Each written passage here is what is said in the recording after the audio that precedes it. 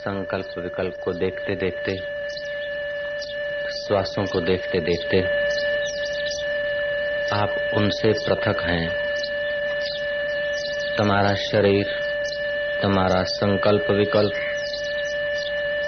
અને તમારા શ્વાસે શ્વાસ થી તમે જુદા સાક્ષી शुद्ध चेतन आत्मा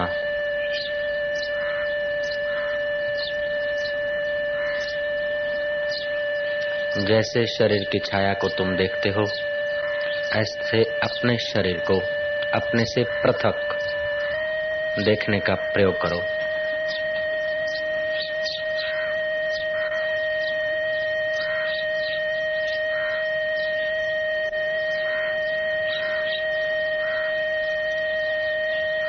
मन ही मन इस प्रयोग को महसूस करो।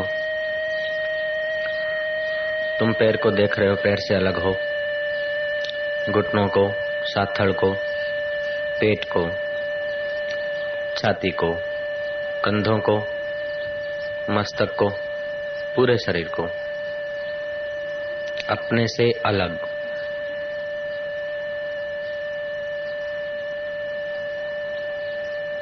ये शरीर अर्थी पे चढ़ा है, लोग इसे लिए जा रहे हैं।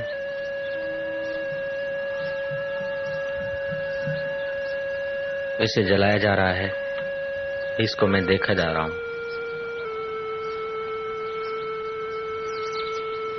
ऐसे शरीर कई आए कई गए, वास्तव में मैं कौन हूं?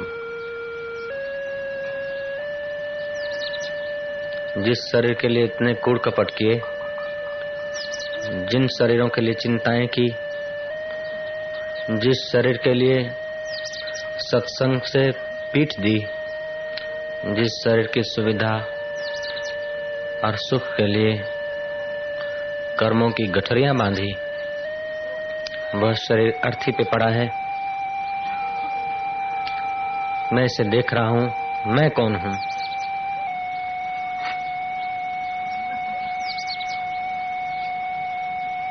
इस बुलबुले को, इस पंच भौतिक पुतले को अग्नि अपना ग्रास कर दे, उसके पहले मैं अपने को तो जान लूं जरा।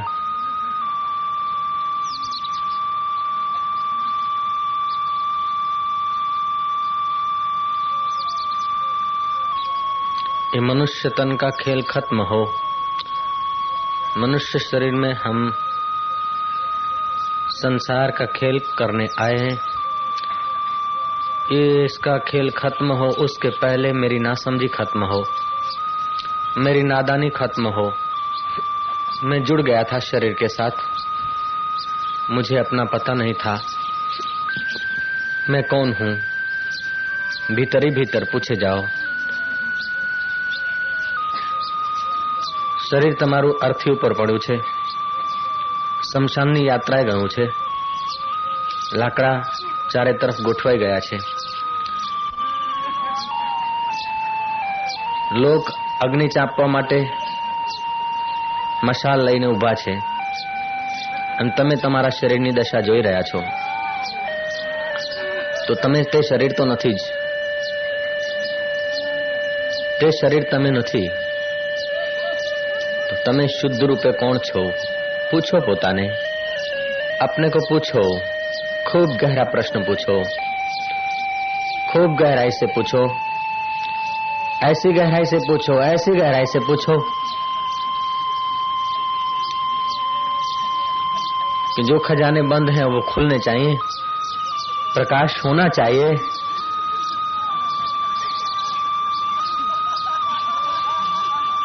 हाय रे संसार तेरी सत्यता, हाय रे मानव तेरी कल्पना। इसी तन के लिए हमने फ्रिज रखे थे, इसी के लिए हमने सोफा सजाए थे, इसी के लिए हमने गिलम और गालीचे बनवाए थे, इसी के लिए फर्नीचर सजाया था, इसी के लिए कहीं नौकरी की थी, इसी के लिए उस मालिक को पीठ दी थी। इस मुर्दे शरीर को जो अर्थी पर पड़ा है, इसी के लिए हमने सारा जीवन बर्बाद किया था। हम कौन थे? इसी की पत्नी थी, इसी के पति थे, इसके रिश्ते थे, इसी के नाते थे। ऐ शरीर, मैंने सारी जिंदगी तेरी और गंवाई। शायद ईश्वर की और कदम रखता तो बार बार मुझे अर्थियों पर ना आना पड़ता। हर जन्म में मौत की शरण मुझे नहीं जाना पड़ता। अगर मैं आत्मा की शरण होता, अगर मैं परमात्मा की शरण होता, अगर किसी ब्रह्मज्ञानी की शरण होता,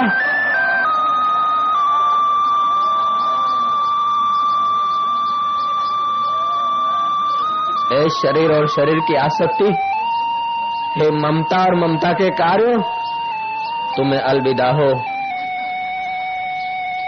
मेरा समय तुम नष्ट कर रहे हो। अब मुझे भीतर गहरी यात्रा करने दो।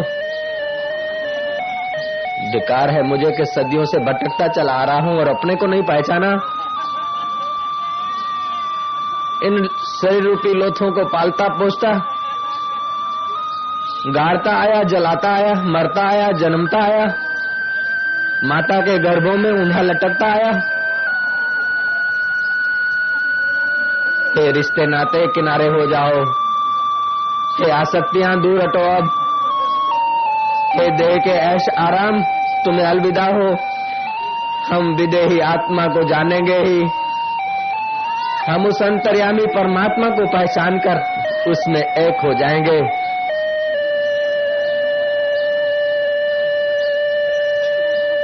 चढ़ाओ लक्कड़, चढ़ाने वाले घी डालने वाले डालो, मशाल लगाने वाले तुमसे लगाओ। लेकिन अब हम अपने को पूछे, हम कौन थे? ओवरकोट उतार देने से ओवरकोट वाला अलग है, ऐसे ये शरीर रूपी ओवरकोट शमशान में उतरा हुआ है। तो हम कौन है?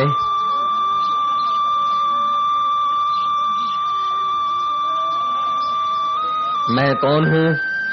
हे मेरे प्रभु, तू मुझ पर कृपा कर। हे मेरे गुरुदेव, तू मुझे ज्ञान दे। हे मेरे पुण्य कर्म, तू मुझे सहयोग दे। हे मेरे सनातन शास्त्र, तू मुझ पर कृपा कर। मैं कौन हूँ मुझे पता चल जाए।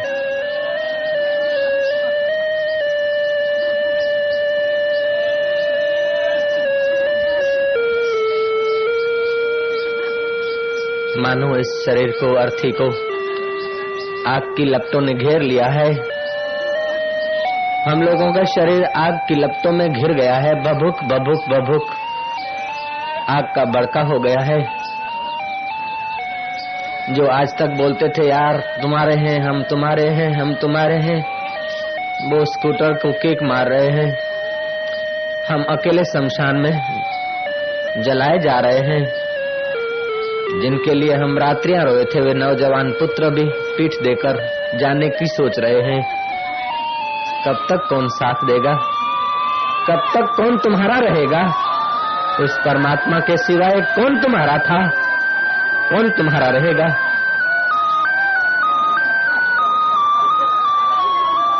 झूठी ममता, झूठी आसक्ति, झूठी कल्पना। ऐ संसार, तेरे रिश्ते नाते बस यहाँ तक, तेरे रीत रिवाज यहाँ तक, तेरा भाईचारा यहाँ तक।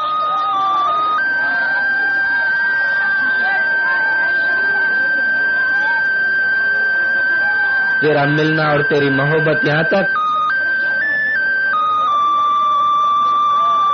वाह, कितने लोग तो खिसक गए। अर्थी बिचारी अग्नि की लपटों में है। लोगों को पेट में भूख की लपटें लगी है। कोई नहाने को खिसक गए, कोई घर जाकर खाने को खिसक गए। 2, 5, 10 डाकिया लोग जो तुम्हारे निकट की जवाबदारी संभालते थे, वे लक्कड़ों को तुम्हारे नजदीक फेंक रहे हैं, कहीं रह न जाए कच्चा टुकड़ा। कहीं टांग या खोपड़ी का हिस्सा कच्चा न रह जाए। वो इस तुम्हारे प्यारे प्यारे शरीर को भस्मीभूत करने में देखभाल कर रहे हैं, लेकिन आग की लपटें उन्हें भगा देती है, दूर चले जाते हैं, चिमटा से फेंक रहे हैं। जलती लकड़ियों को चिमटा से उठाकर फेंक रहे हैं उस अर्थी के ऊपर। अब ये भी जानने को सोच रहे हैं, शमशान के चौकीदार को कहते हैं कि जरा ख्याल रखना। अब शमशान का चौकीदार जरा ख्याल रखेगा तुम्हारा। हाय यार, तूने परमात्मा को अपना ख्याल रखने वाला बनाया होता तो भैया, किसी सदगुरु को अपना ख्याल तूने सौंप दिया होता तो यार।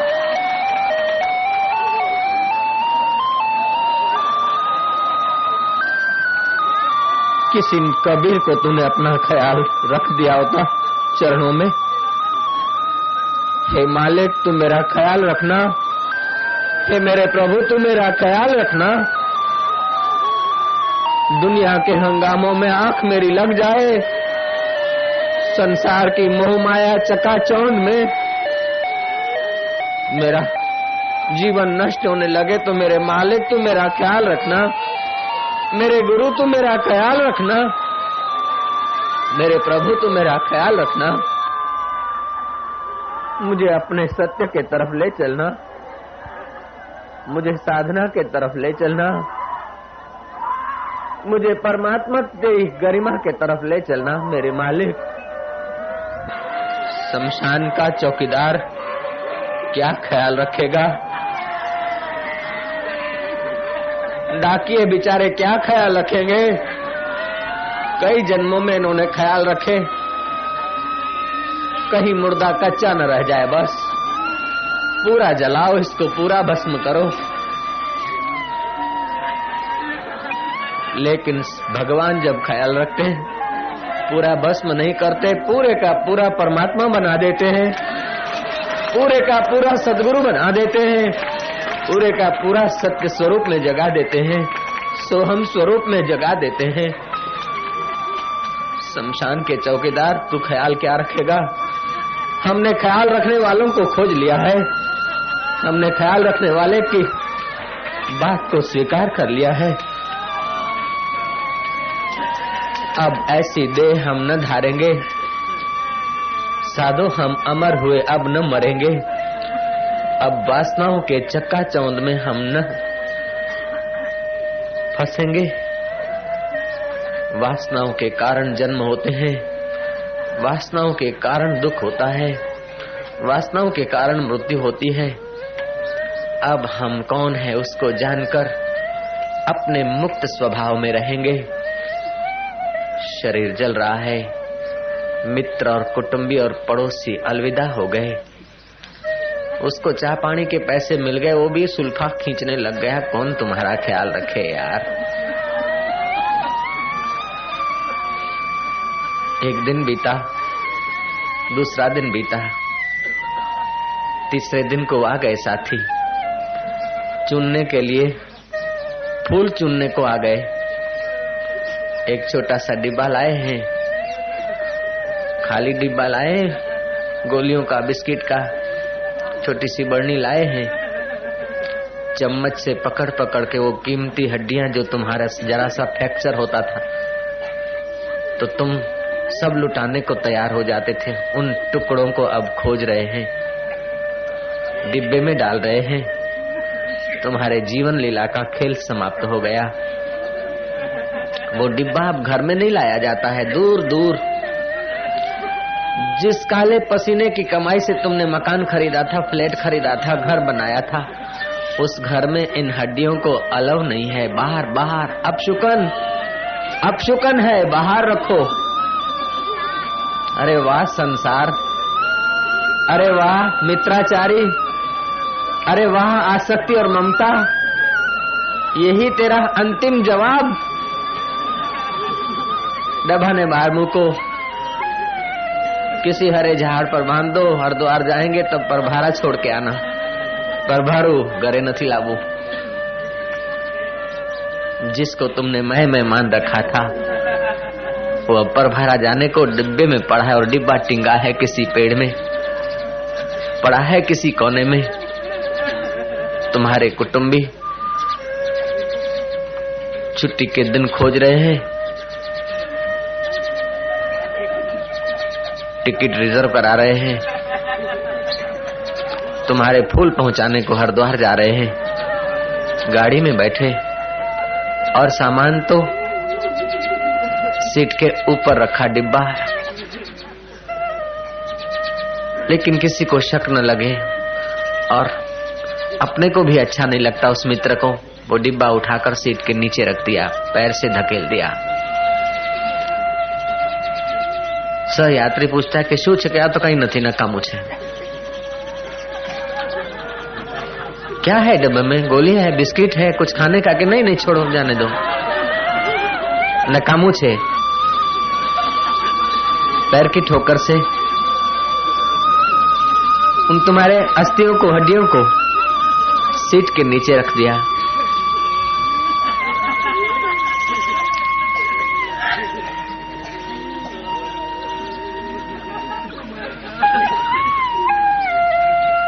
वारे आसक्ति, वारे देह में मैं मानने की भ्रमणा।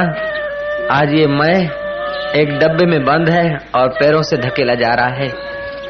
कह रहा है आसमां ये समा भी कुछ नहीं, रो रही है शबनम में ये निज़ा भी कुछ नहीं।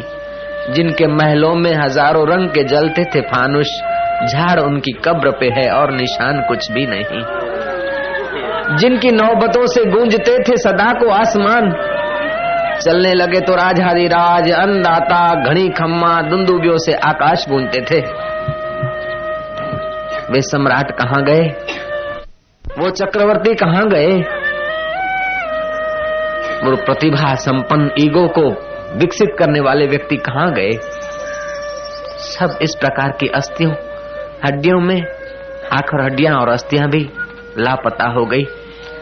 जिनके महलों में हजारों रंग के जलते थे फानुश, झाड़ उनकी कब्र पे है और निशान कुछ भी नहीं। जिनकी नौबतों से गूंजते थे सदा को आसमां, वे खुद बेदम हैं, अब हूं नहा कुछ भी नहीं। अब उन हड्डियों में कोई दम नहीं, बेचारी पैरों की ठोकर से पड़ी है किनारे। मित्र हरिद्वार पहुंचा, पंडों के पास पहुंचा।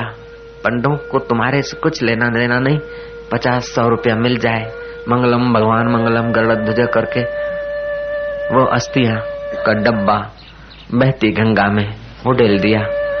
एक टुकड़ा इधर गया, एक उधर गया। जिसको मैं मानते वो लापता हो गया। तुम्हारे मित्र की आंखों में घड़ी भर के लिए पानी आ गया। अब मित्र भी जाने के लिए गाड़ियों के टाइम पूछ रहा है पंडा से। होटल कौन सी अच्छी है, भोजन कहाँ से अच्छा मिलता है, वो पूछ रहा है। भैया तुम्हारी हड्डी कहाँ कहाँ पहुंची वो नहीं पूछेगा।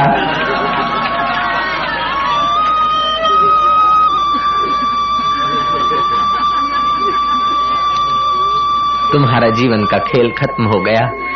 जिसको तुम मैं मानकर सजा धजा रहे थे उसका खेल खत्म हुआ।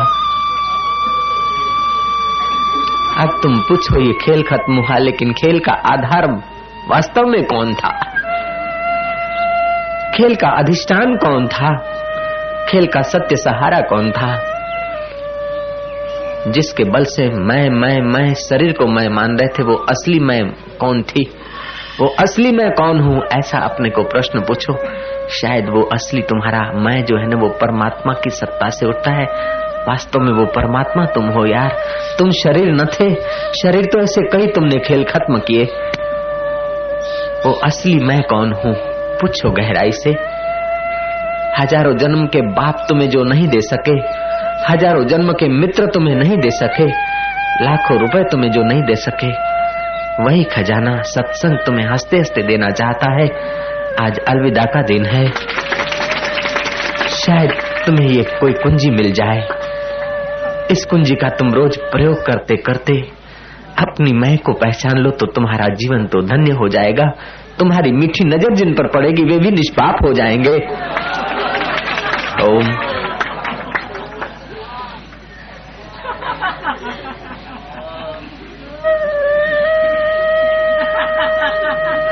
पूछते जाओ मैं कौन हूँ। अपने से पूछो, अपने पे भरोसा न हो, अंतर्यामी से पूछो, गुरु से पूछो, जो तुम्हारे परम हितैषी हैं उनसे पूछो, जो तुम्हारे साथ ममता से जुड़े हैं वे तुम्हें क्या बताएंगे बेचारे।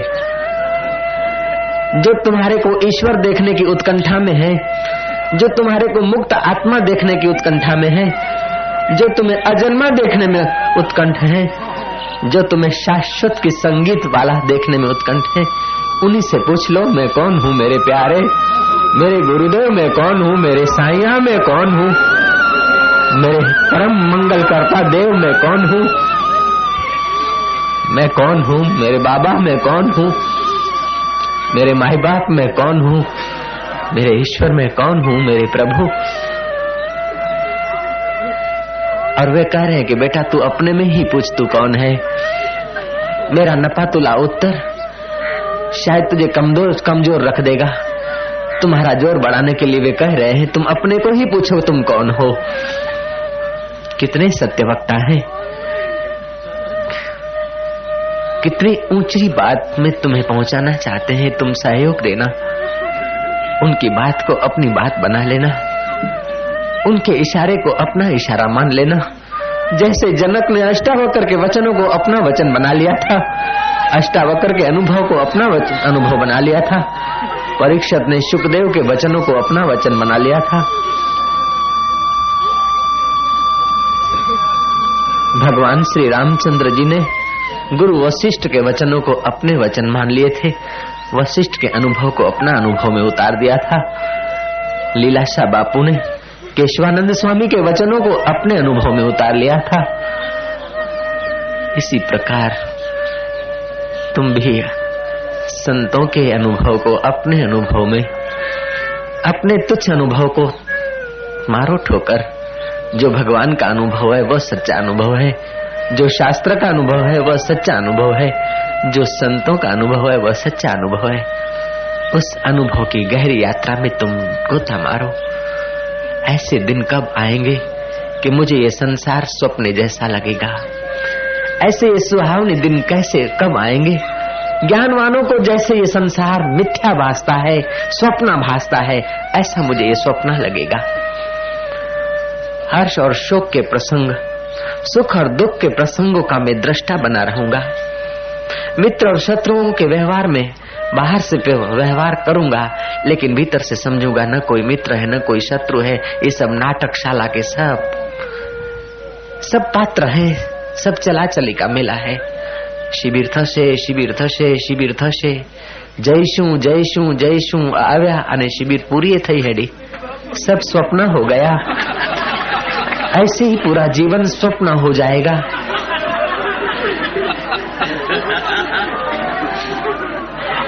पूरा जीवन स्वप्न, हर श्वास स्वप्न, हर प्रवृत्ति का परिणाम स्वप्न, हर सुख का परिणाम स्वप्न, हर दुख का परिणाम स्वप्न, हर मिलन का परिणाम स्वप्न, हर बिछड़न का परिणाम स्वप्न। स्वप्न स्वप्न स्वप्न। तुम 3 महीने सतत इस भाव में अगर दृढ़ रहोगे तो तुम्हारी ज्ञान की आंख खुल सकती है। खाओ तब सोचना ये स्वप्न, बोलने के बाद सोचना ये स्वप्न, मिलने के बाद सोचना ये स्वप्न, दुख के वक्त भी सोचना ये स्वप्न, सुख के वक्त भी सोचना ये स्वप्न, बिछड़ने के वक्त भी सोचना कि स्वप्न में बिछड़ रहे हैं, मिलने के वक्त भी सोच लेना कि स्वप्न में मिल रहे हैं। ये एक शरीर का यात्रा का एक नाटकशाला का स्वप्न बीत रहा है। इन सारे स्वप्नों को सत्ता देने वाला मैं कौन हूँ।